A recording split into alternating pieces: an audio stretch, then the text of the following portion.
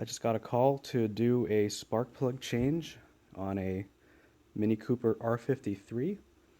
Pretty easy procedure. I'm just going to show you what I use to get this job done. First here is a bottle of, or a tube of copper anti-seize. Use that on the threads of the spark plugs. A tube of dielectric grease. I use this in the spark plug boots. And the spark plugs I like to use are the NGK BKR7 EQ-UP. This is the spark plug I like to use for vehicles with the John Cooper Works package or the like a 15% pulley. Stock applications I use the BKR6 EQ-UP. That is a 5/8 socket, spark plug socket, a 3/8 drive ratchet, a 3/8 drive torque wrench, and a couple of extensions. And that's pretty much all you need to do the job on one of these cars. Okay, let's get to work. Okay, here we are in the engine bay of the Mini Cooper. These are all the spark plug wires, so this is cylinder 1, 2, 3, and 4. As you can see, the spark plugs are very easily accessed, and they're just right on top. So the first thing we want to do is make sure that the engine is cool to touch. We don't want to have a hot engine and have hot spark plugs, and that's just not very fun. So after the vehicle's had a sufficient amount of time to cool down, we can go ahead and start the spark plug replacement. So I'm going to start with cylinder 1. And all you do is pull up on the spark plug boot like so, and then while pulling up, and the spark plug boot should just come out like that. From here, I'm just going to go ahead and stick the spark plug socket and extension down and put some torque on it, and the spark plug should come right out.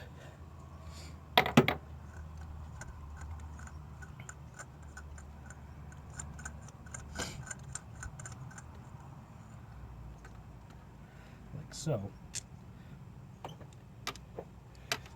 I like to do things one cylinder at a time, so I'm going to go ahead and prepare the first spark plug. As you can see here, there's no easy way to check the gap on these four-prong spark plugs. What I like to do is I just like to look on top there and make sure the gap looks pretty even. Anyway, I just look to make sure the gap between the four electrodes, and the center electrodes even. Sometimes when person drops a spark plug, it can crush the gap on one of the electrodes here. We just want to make sure that we have a good spark plug that hasn't been dropped.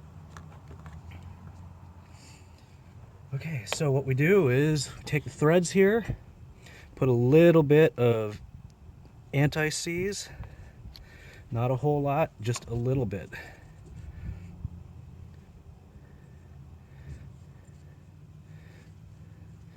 Spread it around. Just a little bit. Okay. And from here, we'll put it in the spark plug socket, like so.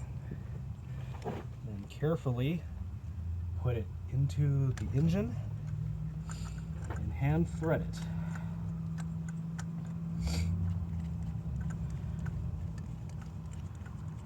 This is very important that you hand thread it. The cylinder head is made out of aluminum, and we don't want to strip anything. The next thing we want to do is set the torque wrench to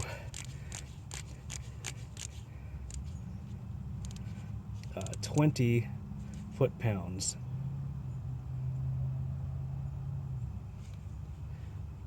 Yeah, 20 foot-pounds. And I think that equates to 26 or 27 Newton meters. 20 foot-pounds, nice round number. So once you've ensured that the spark plug is threaded by hand, go ahead and run the torque wrench until it clicks.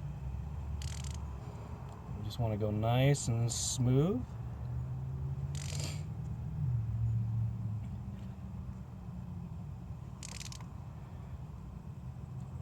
The reason why we're using a torque wrench is we don't want to over tighten the spark plug. And just like that, we are at torque. Okay. We want to use a torque wrench so that we don't over tighten the spark plug and or under tighten it. If you don't get the torque right on these, you can have the spark plug shoot out of the head at some point, and that becomes an expensive repair. So we're going to go ahead and work on cylinder 2. Basically the same thing as before.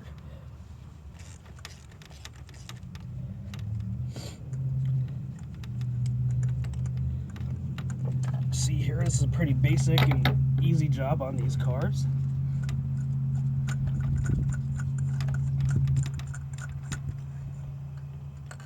Like so. Pull the spark plug out, get the second one ready.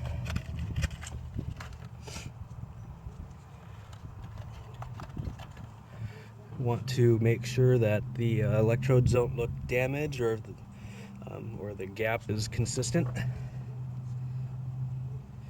Just want to make sure everything's okay in the spark plug. And then add a little bit of anti-seize here for good measure. Drop the spark plug in and run some of this anti-seize around. Okay. And then carefully thread it into the engine by hand. Should just thread very smoothly. If it doesn't, you might want to back up and try again. You don't want to strip the threads out. And like before, we're going to put the torque wrench back on it and slowly torque it until we get to 20 foot-pounds.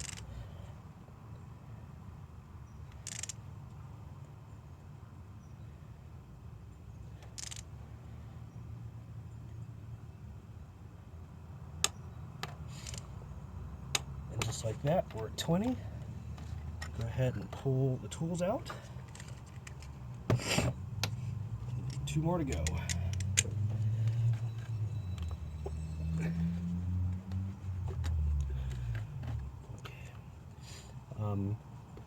For some people here, they like to say they want to keep things in order. Spark plugs, the coil pack has the cylinder number on it. 1, 2, 3, 4. And so does the valve cover. So pretty easy car to do. There's not a whole lot you can get wrong on these. So we'll go ahead and do the others.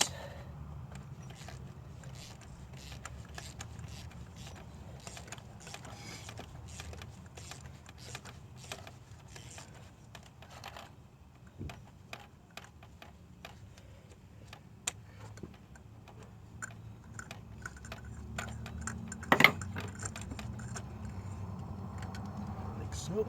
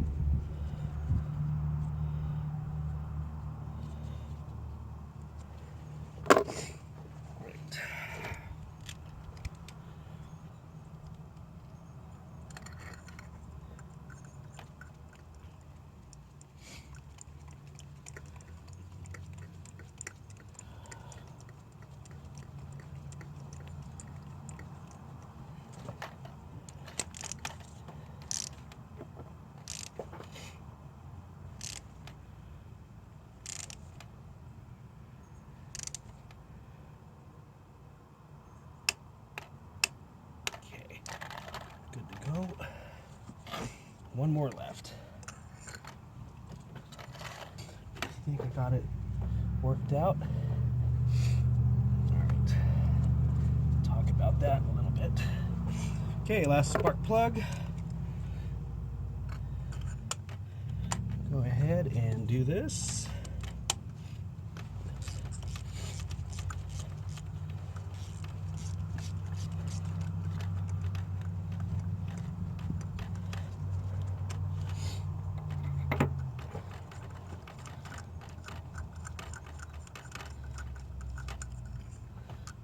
Okay.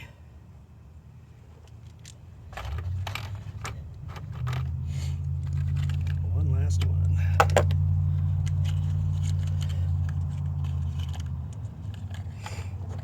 Okay, we're gonna inspect. It looks pretty good.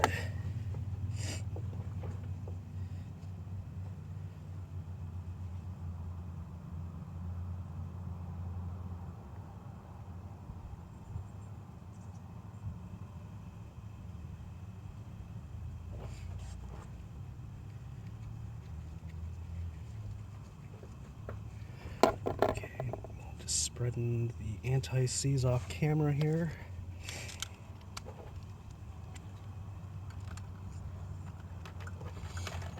All right, threading it in by hand. Very important. Cannot stress that enough on any spark plug job. Always thread them in by hand. Okay.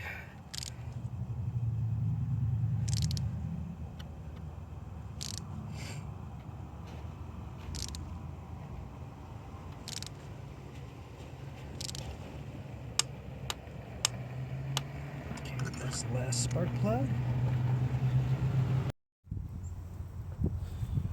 Okay, for the last thing we want to do is get the spark plug wires done.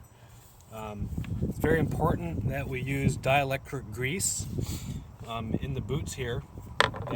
That ensures that the boots don't get stuck to the plugs the next time you need to change them out, and it also keeps any potential spark from leaking out of the boot. Also, one thing we want to do is make sure that inspect the boot and check for any cracks, damage, oil marks, carbon tracking indicating that you've had voltage leakage. You want to do that, on all four of the boots. I've done that already on these boots, so it's just a matter of putting some dielectric grease in. It doesn't take a whole lot, just a little squirt, just like that, and then we can put the plugs back in, or the plug wires back in, and just carefully run them down the spark plug tube and push down until you feel it click and lock into the spark plug. There we go. There's one. We'll go ahead and inspect the other three. Everything's looking good there. Put a little bit of the dielectric grease. Same thing. Run the spark plug wire down into the tube. Push down until it locks firmly onto the spark plug, and I got a good click out of it. And like I mentioned before, everything's numbered on these cars. So for instance, like this one here I'm working on is number 2. I'm going to be putting this into the number 2 cylinder. Again, inspect real quick. No damage. Go ahead and push it until it clicks. Got a good click out of that one. All right, looking good.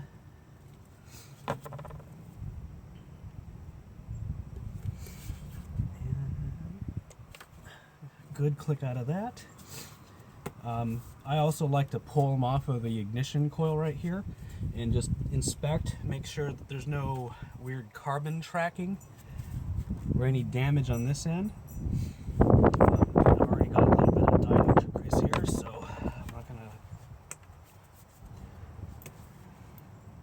put more.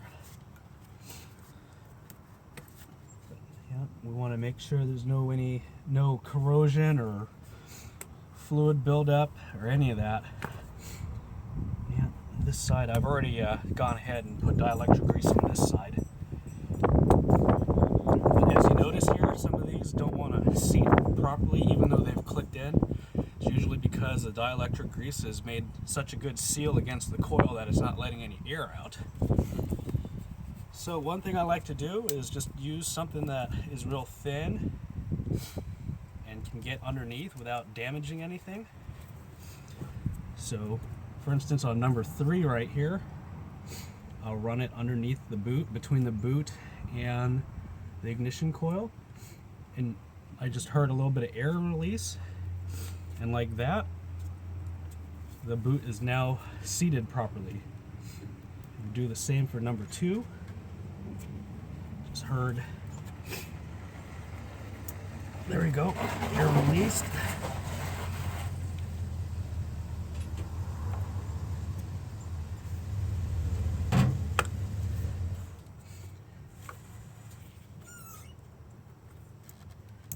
Alright, got some air to release out of that one.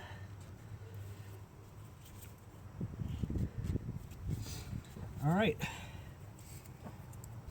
and that pretty much concludes how to do a spark plug wire and spark plug change on a Mini Cooper R53.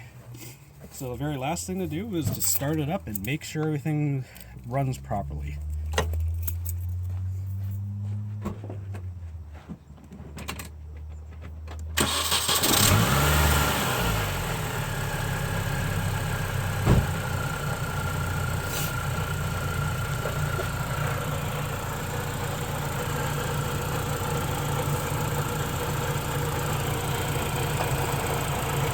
Got good smooth running engine.